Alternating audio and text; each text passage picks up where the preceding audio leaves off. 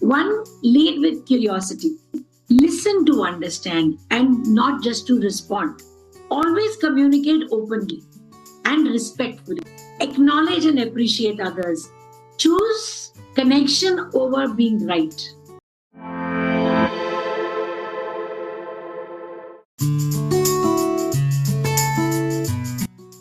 Hello and welcome to another episode of Mindfully Yours, the human side of work. This series is built around a simple belief. While organizations invest heavily in developing professional skills, the emotional and psychological side of work often remains unexplored. Yet, it is this human side that shapes our well-being, our relationships, our leadership, and ultimately our performance. In our first episode, Dr. Sanju Gambhir and I explored burnout, boundaries, and balance, helping us understand why so many capable professionals continue to function while quietly carrying emotional exhaustion. In our second episode, we looked at the emotionally exhausted professional and asked a question that resonates with many high achievers. Why does success not always bring peace? We discovered that achievement and fulfillment are not always the same journey. Today, we take the next step in the conversation. Because even when we understand ourselves better, another challenge remains: the people we work with. Most professionals don't leave organizations because the work is difficult. More often, they leave because relationships become difficult. Misunderstandings, unspoken expectations, communication gaps, conflicts that slowly erode trust. So today, we are exploring work relationships and emotional friction. Why good people struggle to work together.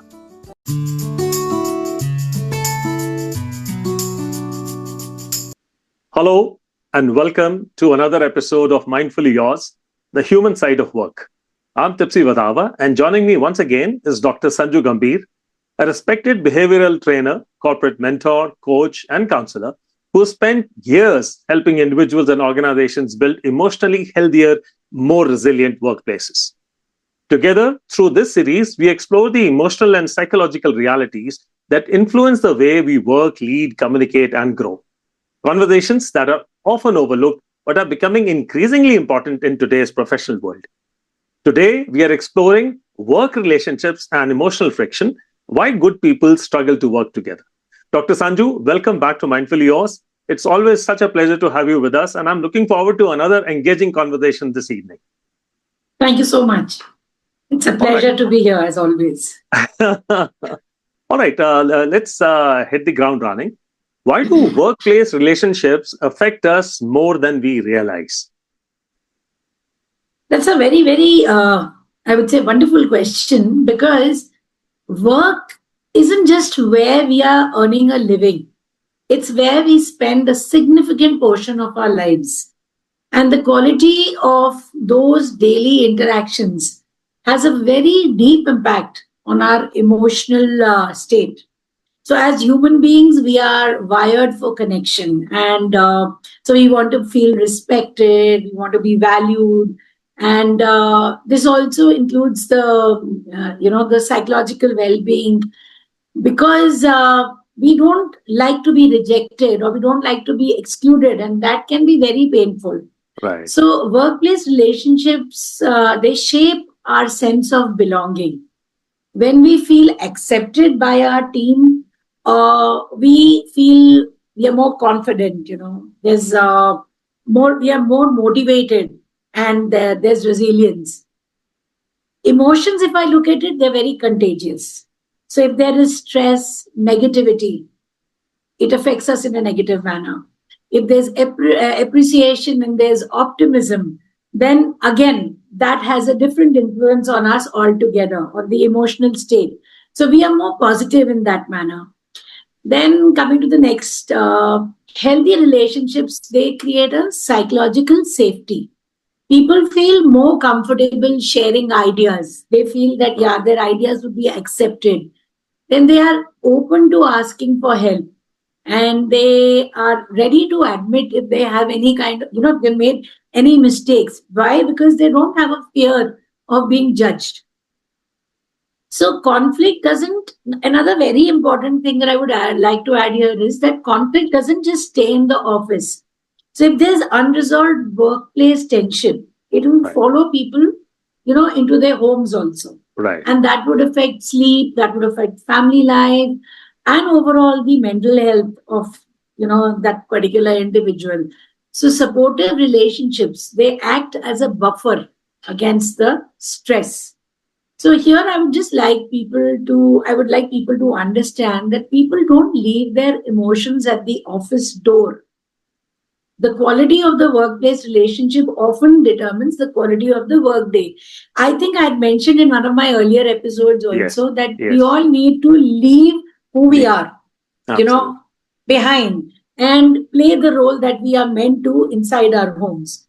So that somehow gets disturbed as well. Absolutely. Dr. Gambhir, it very often happens that, beginning of the day, early in the morning, in the office or anywhere, even in the army environments, you have, an altercation or you get a dressing down from your boss. And that small little interaction, lingers on with you in your mind very heavily for the rest of the entire day, possibly entire night, and couple of weeks. Why does that happen? This is because our brains are naturally more sensitive to potential threats than to the positive experiences. And this tendency, it is often referred to as negativity bias.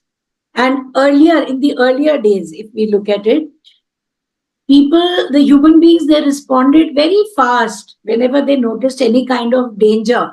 So the response was very, very quick. Today, the same tendency can cause us to dwell on a difficult conversation long after it has ended also. Right. So even a brief critical comment, something like an unexpected disagreement, we kind of respond very quickly. So what do we think? We kind of, in our head, it goes on. There's a number of questions that come up, like, did I say something wrong? Have I damaged this relationship? Yeah. How will this affect my reputation? Right. So these thoughts, they kind of continue long after even the meeting is over, because our mind tries to make sense of that the uncertainty that crept up because of that altercation. Then emotions, they don't switch off instantly. Right. Unless we process them, they tend to follow us into the rest of the day. So we need to process our emotions, and we need to be, doing that well. Right. Without emotional regulation, one moment can influence many others. So it can affect our mood, it can affect our focus, and the interaction with the different people in our organization at home. So again, over here, I would like to, add one more thing. A difficult conversation, it might just last for, let's say, 5 minutes. But the story that we keep telling ourselves about it, that can last all day long. So we have to manage ourselves well. Right. Dr. Gambhir, you just mentioned, as you were alluding to the earlier episodes, wherein you had said that, ideally one must leave behind whatever happened at the office, at the doorstep of the office. And when you enter the doorstep of your home, you should have absolutely forgotten about it. Possibly, if you can put a finger on it as to why it happens, is because people take these disagreements very, very personally. That is why they get wedged in their brains, lodged in their brains for very long. Why does that happen? Why do people take, workplace agreements personally, as a personal comment on their capabilities and their abilities? So most of the disagreements, they begin with ideas, they begin with decisions or priorities, but they often become personal because we unconsciously connect our work to our identity. Remember, I had spoken about self-worth earlier also. So when someone challenges our proposals, someone questions our decisions, or they disagree with our perspectives, our brain doesn't always hear your idea needs improvement. Yeah. It hears you are not good enough, or they don't value my contribution. So there's, a language, I would say a mental chatter that's going on behind also. So when our judgment is questioned, we may feel that our competence is being questioned as well, right? So the emotional response isn't always about the disagreement itself. It's about what we believe that disagreement means. Right. Yeah. So we kind of change that, right? So even small workplace conflicts can trigger surprisingly very strong emotions. So misunderstandings can amplify this further, and misunderstandings don't take time, to crop up. One person may look at the same thing being said to him and improve on what is being told, while the other might allow that criticism to go on in their head and Right. feel rejected. Right. Right. So again, person to person, it also varies. Yeah, how they are looking at things, how they are taking things in their head. So when identity gets attached to the performance, disagreements actually they start feeling like rejection Right. instead of feedback. Right. Yeah. Right. So the goal isn't to avoid disagreements. I would not say we should avoid disagreements. The goal here is to remember that a difference of opinion is not a judgment of who you are. It's not a question to your self-worth. So don't take it personally. Be calm, understand what is being said, and then move ahead. Right. Dr. Gambhir, I can now gather that we are talking about IPR, interpersonal relationships, which are hinging primarily on communication. And there are two roadblocks to communication, as you just mentioned in your last answer: misunderstandings and assumptions. So let's get to know a little bit more about these. Why do workplace conflicts often begin with assumptions rather than facts?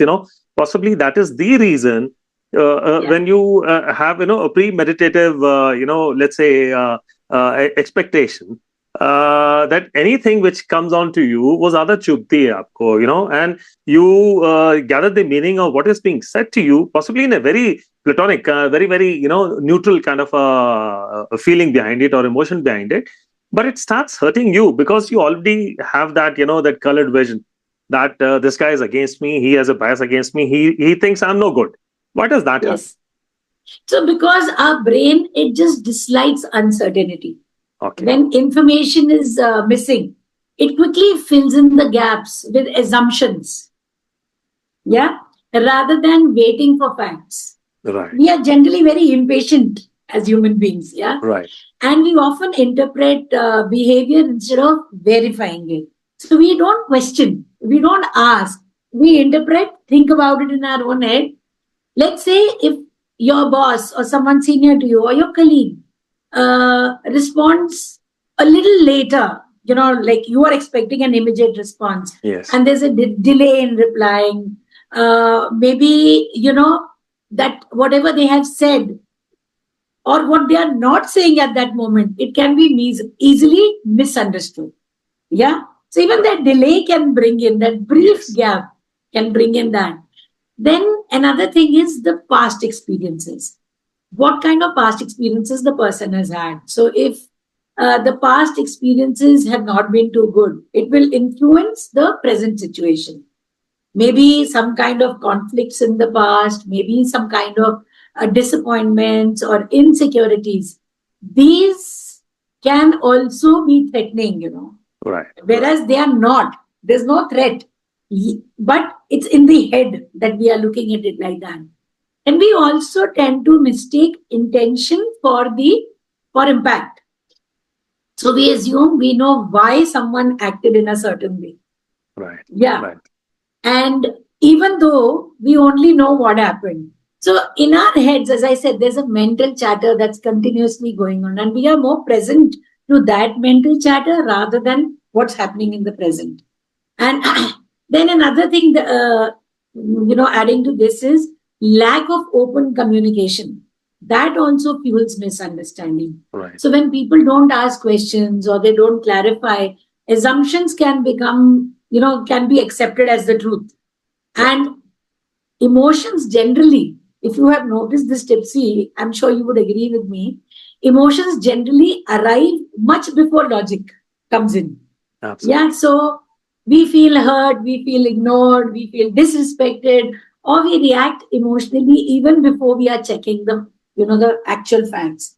So most of the workplace conflicts, if I look at it, they don't start because people know the truth. They start because people believe they know the story, which they never verified. Right. Right. Yeah. Dr. Gambhir, also tell us, why do people hear different meanings in the same conversation? I mean, I am talking to you, I mean something else, but Yeah. you are the receiver, and you're perceiving this conversation to be entirely different on an, on a damaging, angle to you. Yeah. Whereas I have said it in a very plain, neutral tone. So why does that happen? Because we are not listening to the words. We are just listening we are actually seeing through our personal experiences. Right. Yeah. So that's exactly, I'm repeating myself, but again, that's whatever's going on in the head. Our past shapes how we interpret what is being said to us. Emotions, again, they influence the interpretation. So Right. someone feels less stressed, someone feels insecure or overwhelmed. A person who's like that, he might even perceive the neutral comments, anything coming his way or her way, as criticism. Right. Yeah, because that's how they are wired up inside. Intention and impact are not always the same. So a person may intend to be direct or efficient, while the listener experiences it as harsh, right? So, and a lot of people don't like it when they are told something directly. Yes. They kind of take it that, oh, this person's being rude to me. Yes. But I think that is what is required. If a person is direct, it's very good. Then different communication styles. So I think even that comes here. That also creates different kind of meanings. Some people value brevity while others need warmth. Yeah, there are, and they want the context about what's being spoken. So the message can land very differently with different people. The same thing that is being said to two different people Yes. Yes. can have a very different impact on them. Along with this, even the non-verbal cues, they also matter. Right. So what kind of a tone is a person using? Absolutely. Yeah. What are the facial expressions? What is the Yes. body language? Body Because language. that communicates more than the actual words. Absolutely. And even coming to me, I'm actually looking at all these things much beyond what they are speaking. Right. Right. So people listen through their expectations. Right. And we often anticipate rather than what is actually being said. Right. So communication isn't about just speaking clearly. It's about making sure that the other person receives the message the way you intend to, Absolutely. pass it across. Absolutely. Dr. Gambhir, in the previous reply, you had slightly alluded to poor communication, right? How poor communication damages relations. Also, tell us how poor communication actually does damage a relation and slowly, corrodes the trust between the receiver and the person who's speaking. Okay, so trust, very, very important issue. Trust weakens when people are left to guess. Yeah. So lack of clarity. Lack of clarity will create uncertainty. It will create insecurity. And uncertainty always breeds assumptions. So it's very important, that a person understands if you're not communicating, even small misunderstandings, they start accumulating. So it's not that there's one major conversation that breaks trust. It's many unresolved everyday interactions, which have not been addressed, that also cause problems. Right. Right. So avoid difficult conversations, avoiding actually all the difficult conversations. And that's another thing I've seen in a lot of people. They avoid things because they feel, what is the other? Sometimes some people are very direct, but there are others who just don't want to get into that. So even that, when you avoid difficult conversations, it will create emotional distances. And silence will not solve any kind of a problem. In fact, it will only grow that same problem, because the other person has a mind too. And they are thinking, you can't stop anyone from thinking the way they are thinking.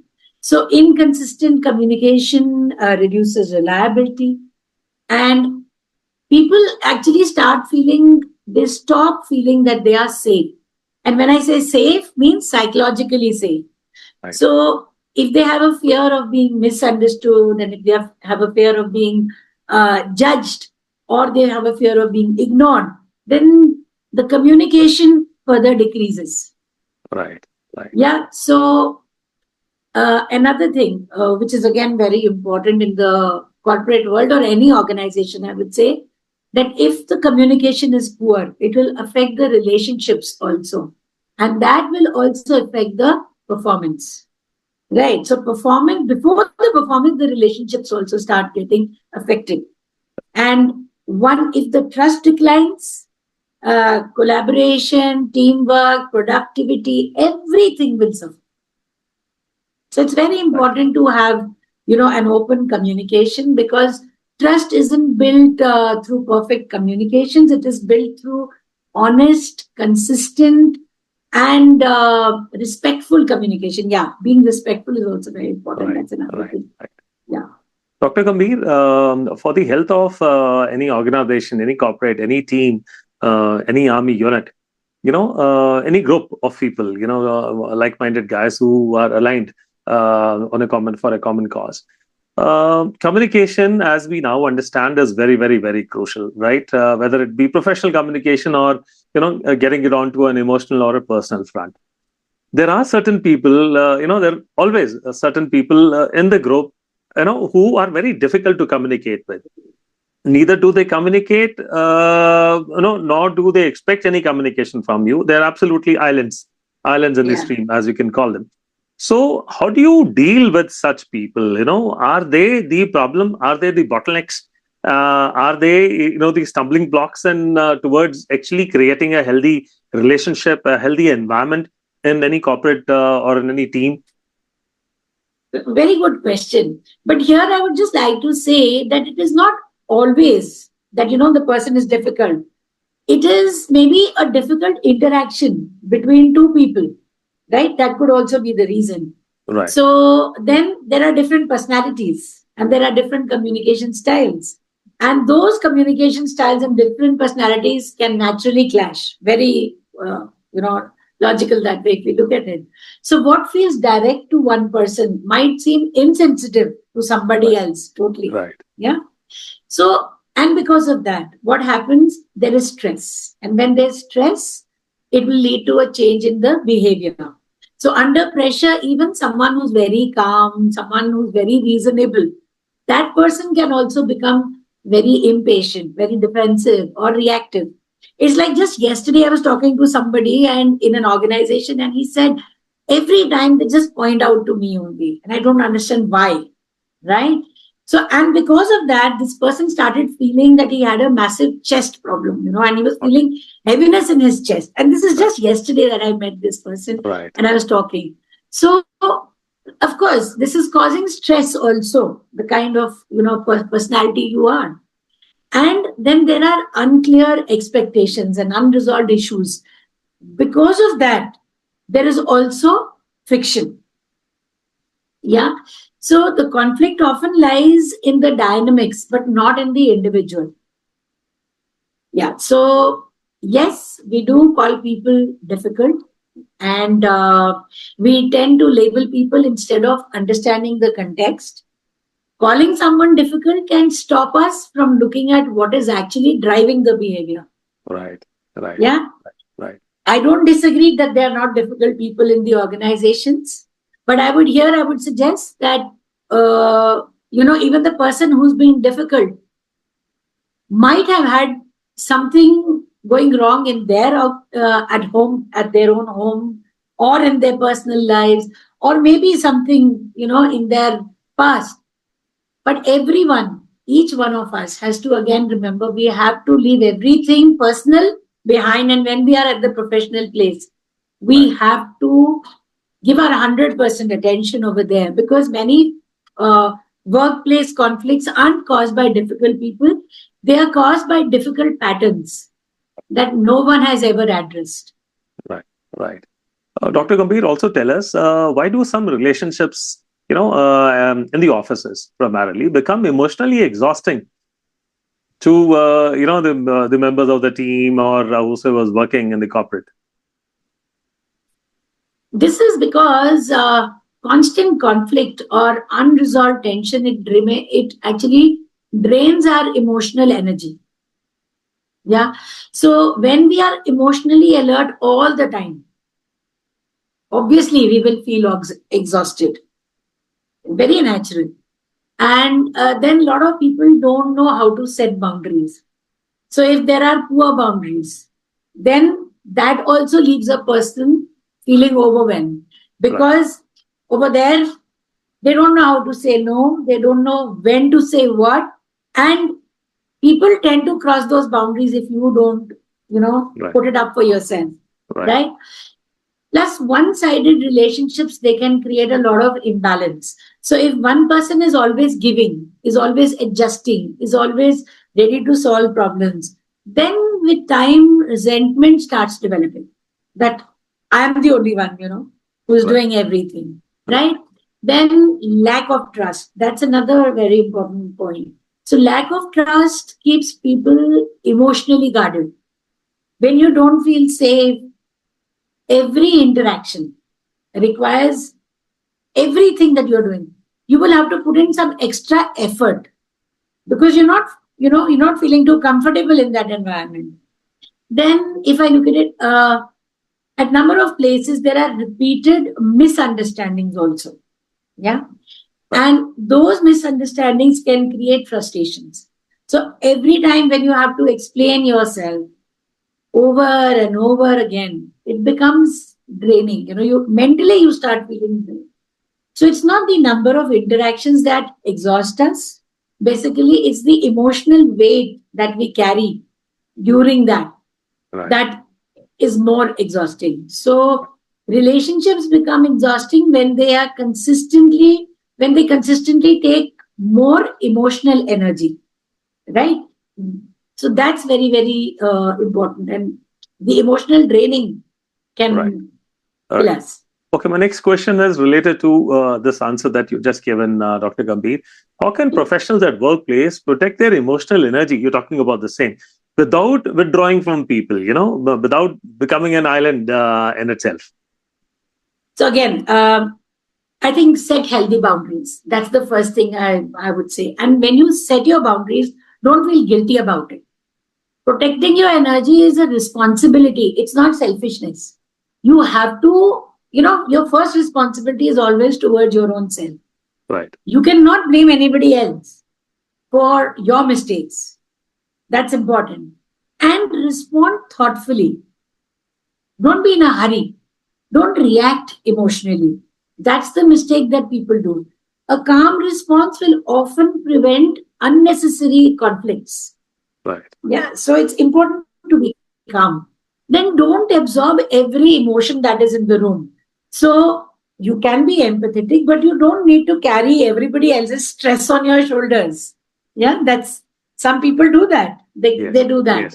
And communicate your expectations early, because conflicts disappear when people know what is expected. Correct. Yeah. Choose battles which are worth your energy. Don't just waste your energy on everything. Don't keep disagreeing. Not every disagreement deserves your emotional investment. Absolutely. Yeah. Unnecessarily, people do that. They just flare up, they react, they just tend to say anything. And one more thing, prioritize your recovery. Take regular breaks, reflect on what is being said, and emotionally reset. So when you do that emotional reset, it will help you. It will help you to stay resilient. And that too, whenever the environment is very demanding, that's the time you really need to take that break for yourself. So protect your emotional energy doesn't mean when you protect it that you are avoiding people. It just means that you are engaging with them in a much more healthier and more intentional way. Right, right. That was a wonderful answer, Dr. Gambhir, and that also brings us, to the end of this wonderful discussion that we have had. But we'll not let you go, right away. I would like to ask you one last question. If there is one thing every professional could do to improve their workplace relationships tomorrow, what would that be? These are difficult questions. If you ask me only for one thing, I have so many things to say on this. Right? So I'll just say a few points on this. Right. One, lead with curiosity. Yeah, don't lead with assumptions. So there should always be a curiosity. Before reacting, you should always ask, can you help me understand? When someone's asking you, so can you help me understand? Rather than, why would you do that? Another thing that should come up with, listen to understand and not just to respond. Separate the person from the problem. Always communicate openly and respectfully. Be respectful to your colleagues. Be respectful to your subordinates. Very important. Acknowledge and appreciate others. Don't you like to be appreciated? Right. Do the same. Must appreciate people more often, because a genuine thank you also, even when you are acknowledging, and that thank you or a recognition can just, not only strengthen your relationship with the other person, but can help the other person to perform also well, because they feel that whatever they're doing is being noticed. And last but not the least, choose connection over being right. So don't always don't look at it that I am the one who's right and the other person is wrong. Because healthy workplace relationships don't improve to one big gesture. So that's the reason I didn't answer with one point. It always improves through small, consistent moments of respect, Right. empathy, and clear communication. Right. I tend to agree much more with the last point that you had made, that you don't have to prove yourself to be right each and every time. This thought was lingering in my mind while talking with friends and all of my age now. People who seem to and who show to be knowing everything about everything on this earth. There's so many wrong things that they say, and if one interjects to correct them, firstly they will not understand and agree with you. Secondly, it will kill the conversation straight away. Possibly, thirdly, you might lose a friend. So that point is very well taken. Dr. Sanju, thank you so very much once again for helping us navigate a very complex subject that affects every professional, every leader, and every organization today. Today's conversation reminds us that workplace relationships are rarely about personalities alone. More often, they are shaped by perceptions, expectations, communication, and the way we choose to respond to one another, the IPR, interpersonal relationship. Perhaps the quality of our work is determined not only by what we do, but also by how we connect with the people around us. That's very, very, very important. As promised, let's leave you with 3 key takeaways from our today's discussion. Takeaway number 1, workplace conflicts are often born from assumptions rather than intentions. So before reacting, pause and seek to understand, process. Takeaway number 2, good communication is just about expressing yourself. It's equally about listening with empathy and understanding another person's perspective, active listening. And takeaway number 3, strong relationships at work do not happen by chance. They are built through truth, respect, and emotionally intelligent conversations, one interaction at a time. If today's conversation resonated with you, we would love to hear your thoughts. Share your experiences and questions in the comments, because your perspective may help someone else navigate a similar situation.